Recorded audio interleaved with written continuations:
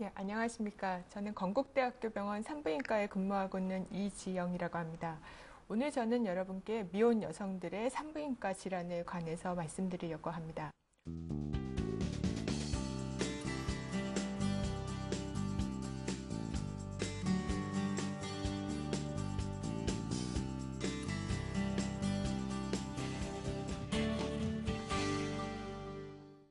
많은 분들께서 미혼 여성들이 왜 산부인과에 가야 할까라고 생각할 수가 있습니다. 근데 이가 아프면 치과에 가고 그리고 배가 아프면 내과에 가듯이 여성들이라고 하면 누구나 다 여성 특유의 발생하는 질환으로 인해 나이에 상관없이 산부인과에 방문할 수가 있습니다. 미혼 여성들이 사춘기 이후에 산부인과 방문을 꺼리는 이유는 여러 가지 작은 편견들에서 비롯된다고 생각됩니다. 그 중에 하나는 대부분의 분들이 산부인과라고 하면 임신하고 관련된 질환 또는 아이를 낳을 때 출산 때문에 방문하는 과로 알고 있다는 것입니다. 그러나 이러한 산과 영역 외에도 산부인과는 더 많은 다양한 부인과 질환으로 인해서 환자분들이 방문을 하고 계십니다. 그 중에 대표적인 것이 염증성 질환인 질염이나 아니면 자궁이나 난소에 발생할 수 있는 다양한 종양 같은 질환들입니다. 그래서 이러한 질환들은 성적인 접촉과는 상관이 없이 또한 나이에 상관없이 여성이라면 누구에게나 발생할 수 있는 것이고 따라서 미혼 여성분들도 이러한 질환이 있을 때는 산부인과에 방문하셔야 합니다. 또 다른 작은 편견이라고 하면 여성들이 산부인과 방문을 꺼리는 두려워하는 가장 큰 이유는 내진에 관한 두려움 때문입니다. 저희 사회에서는 여성들의 생식기관을 터부시하는 그런 작은 오해에서 비롯된 것으로 여성 자신의 생식기관을 관찰하는 데 대해서도 꺼리고 두려워하고 따라서 병원에 내원해서도 진찰을 위해서 의사에게 자신의 생식기관을 노출하는 것을 두려워하는 경향이 있습니다. 그런데 산부인과 전문의의 입장에서 본다고 하면 치과에 가서 우리가 입을 벌리고 그리고 내과에서 가슴에 청진기를 대듯이 산부인과에서 하는 내진이라고 하는 것은 진찰을 위한 하나의 단순한 수단에 지나지 않습니다. 또한 미혼 여성분들이나 성적인 접촉이 없는 사춘기 이후의 소녀들은 산부인과에 내원했을 때 반드시 내진을 시행하는 것은 아닙니다. 내진 이외에도 다양한 영상학적인 진단법이나 아니면 혈액 검사 또는 다양한 현미경적인 검사를 통해서 산부인과 질환을 진단을 할 수가 있습니다. 그러므로 내진에 대한 두려움 때문에 산부인과 방문을 꺼리는 일은 있어서는 안 될 것 같습니다. 산부인과를 방문하는 30세 미만 여성들의 질환은 어떤 것이 있을까요? 먼저 산부인과 방문하는 30세 미만 여성의 빈도를 보면 한 10% 정도가 10세 이전에 생리가 시작되기 전에도 이상이 있어서 방문하시는 경우가 있고요. 나머지는 40에서 50%를 10대가 그리고 그 나머지를 20대가 차지하고 있습니다. 생리가 시작된 이후인 10대 여성들의 산부인과 방문 이유로는 가장 많은 것이 70%에 달하는 경우가 생리하고 관련된 질환으로 방문하고 있습니다. 여러 가지 미혼 여성에게 생길 수 있는 질환 중에 가장 괴로운 부인과 질환 중에 하나인 생리통이나 아니면 생리전 증후군에 대해서 살펴보도록 하겠습니다. 많은 여성들이 생리통이라고 하면 매달 찾아오는 피할 수 없는 그냥 원래 행사다 여기고 지나는 경우가 많습니다. 그리고 생리통하고 관련돼서 그 통증을 조절하기 위해서 약을 쓰는 걸 이 약을 먹으면 내 몸에 이상이 생기지 않을까 아니면 생리통 약을 먹으면 계속 더 강한 약을 써야 된다는데 하는 그런 편견 때문에 꺼리는 경우가 많이 있습니다. 과연 생리통도 그러면 질환일까요? 예, 생리통이 심한 정도에 따라서 질환일 수도 있고 아닐 수도 있는데요. 보통 일상생활이 가능한 정도나 아니면 약을 먹지 않아도 조금 아프기는 하지만 그냥 견딜 수 있는 정도라고 하면 심각한 질환이 없겠지요. 하지만 진통제를 매번 먹어야지만 학업이나 아니면 일상생활이 가능하다던가 아니면 진통제를 먹어도 자리를 보존하고 누워 있어야 하는 정도라고 하면 무언가 나에게 병이 생긴 것은 아닐까 강하게 의심을 해보아야만 합니다. 그래서 일반적으로 어떤 골반 내 자궁이나 난소에 이상 질환이 생겨서 발생하는 생리통을 우리가 2차성 생리통이라고 합니다. 이런 경우는 골반 내에 병변이 생기는 거기 때문에 대개는 초경 후에 수년이 지나서 아니면 성인이 된 후에 갑자기 발생하기 시작하는 경우가 많습니다. 근데 이런 골반 내 병변 없이도 우리가 생리를 할 때 생리가 떨어져 나오면서 우리 몸에서는 프로스타글란딘이라고 하는 그런 염증 물질이 발생을 하게 되는데요. 이러한 프로스타글란딘이 조금 과다하게 많이 나오시는 여성의 경우에는 그것으로 인해서 통증이 발생하게 됩니다. 그래서 이런 경우는 생리와 더불어서 시작되는 경우가 많고요. 그리고 어떤 골반 내에 이상이 없는 경우가 많지만 프로스타글란딘이라고 하는 것을 조절을 해줄 수가 있기 때문에 치료가 가능합니다. 그래서 생리통의 치료는 이상 여부가 있는지 없는지에 따라서 달라지게 됩니다. 아까 골반 안에 병변이 생기는 2차성 생리통의 경우에는 1차적으로 그 병변을 제거하는 것이 가장 기본적인 치료가 되겠습니다. 근데 병변 없이 생기는 1차성 생리통은 여러 가지 스트레스를 완화한다던가 식이를 조절해 본다던가 아니면 규칙적인 운동을 한다던가 하는 보존적인 치료와 함께 그리고 비스테로이드성 소염제를 씀으로써 앞서 말씀드린 프로스타글란딘을 조절하거나 아니면 이런 소염제로도 안 될 때는 호르몬을 조절해주는 경구 피임약을 사용함으로써 효과적인 조절이 가능합니다. 생리통하고 흔히 혼동을 하기 쉬운 병변이 바로 월경전 증후군입니다.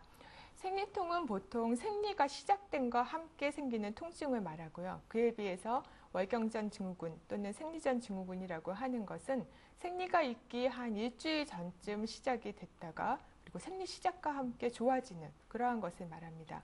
그래서 이런 월경전 증후군에는 다양한 신체적, 정신적 증상들이 포함이 되고 있는데요. 대부분의 가임기 여성에서는 한 75%까지 경험되는 흔한 질환입니다.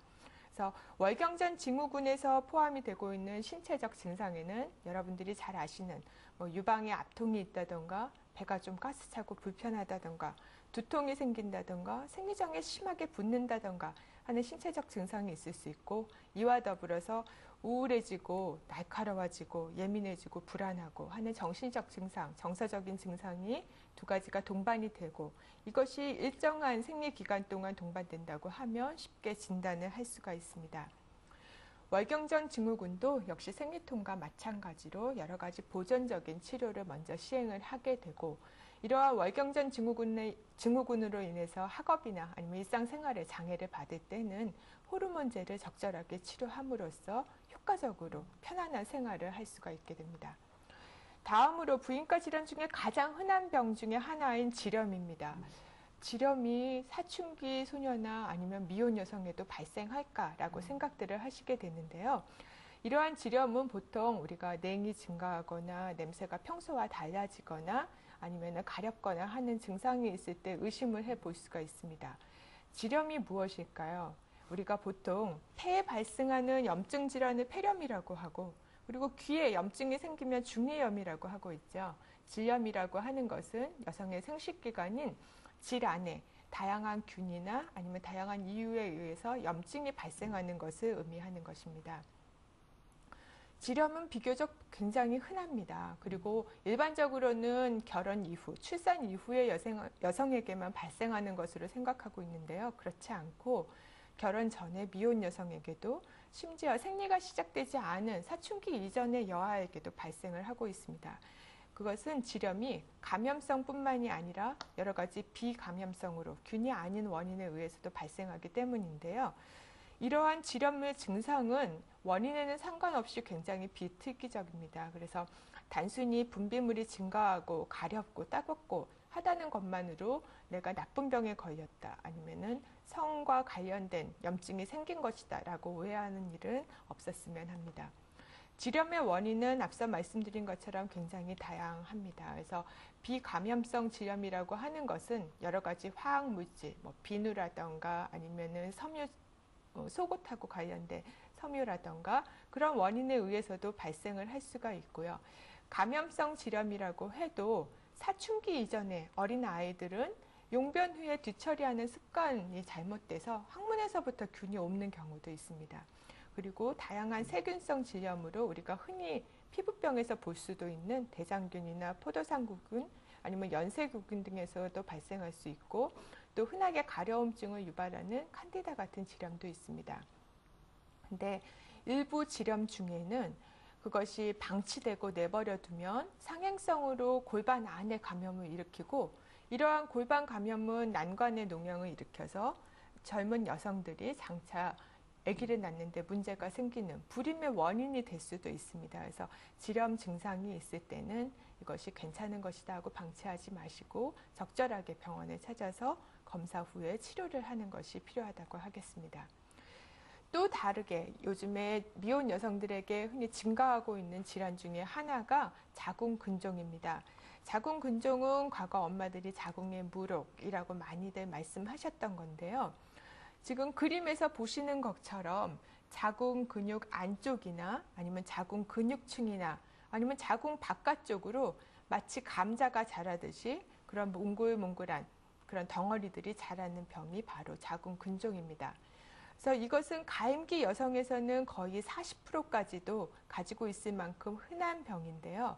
크기가 매우 다양해서 엄지손톱보다 작은 그런 크기부터 우리 아기의 머리같이 그런 큰 크기까지도 자랄 수 있는 병입니다. 근데 증상은 매우 다양하게 나타나서 자궁근종을 가지고 있다고 해도 한 4분의 1에서만 자신이 알 수 있는 증상을 동반하는데 대표적인 게 바로 생리가 양이 많아진다던가 아니면은 생리 때가 아닌데 비정상적인 출혈이 있다던가 심한 생리통을 가져온다던가 하복부가 묵직하고 압통이 느껴진다던가 하는 것입니다. 근데 나머지 대부분의 미혼 여성에서는 증상이 없는 자궁근종을 가지고 있는 경우도 많아서 환자분들 중에는 어느 날 우연히 목욕탕에서 누워서 마사지를 하고 있는데 배 안에 커다란 혹이 딱딱한 게 만져져서 내원을 하신 분도 있습니다. 자궁근종의 원인이 무엇인지를 굉장히들 궁금해 하십니다. 그런데 여러 가지 유전 때문이다 아니면은 여성 호르몬 때문이다 하는 가설들이 있지만 현재까지 정확한 원인은 알 수가 없습니다. 근데 자궁근종의 위험률을 높이는 여러 가지 요인은 알려져 있는데 나이가 증가할수록 나이가 많아질수록 자궁근종은 더 증가하고 그리고 가족력이 있는 경우에 또 임신한 경험이 없는 여성일 때 또 비만한 여성일 때 자궁근종이 보다 많이 발생하는 것으로 되어 있습니다. 이러한 경우라고 하면 정기적인 검사가 더 중요하다고 하겠습니다. 자궁근종의 치료는 우리 미혼 여성분들의 경우에는 앞으로 임신과 출산을 위해서 자궁이 꼭 필요하게 됩니다. 그래서 그런 자궁을 보전하는 쪽의 치료로 우리가 노력을 하게 되는데요.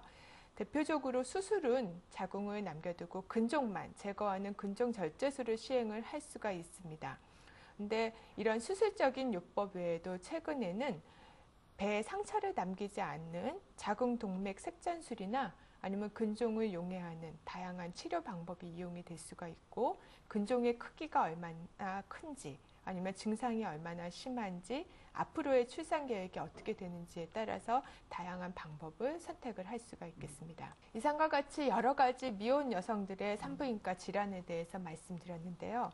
산부인과에서는 지금 말씀드린 것처럼 임신이나 출산과 관련된 질환 외에도 여러 가지 생리하고 관련된 질환 아니면 여성의 건강 증진을 위한 검진 등 각각 각 여성분들의 나이에 맞는 라이프 사이클에 맞는 그런 상담과 진료를 받을 수가 있습니다. 그러므로 마지막으로 미혼 여성분들도 건강한 가정, 건강한 사회의 일원이 되기 위해서 적절한 산부인과 검진이 필요하고 이러한 산부인과 검진을 미혼 여성분들의 당연한 권리로 당당하게 행사하시기를 부탁드립니다. 감사합니다.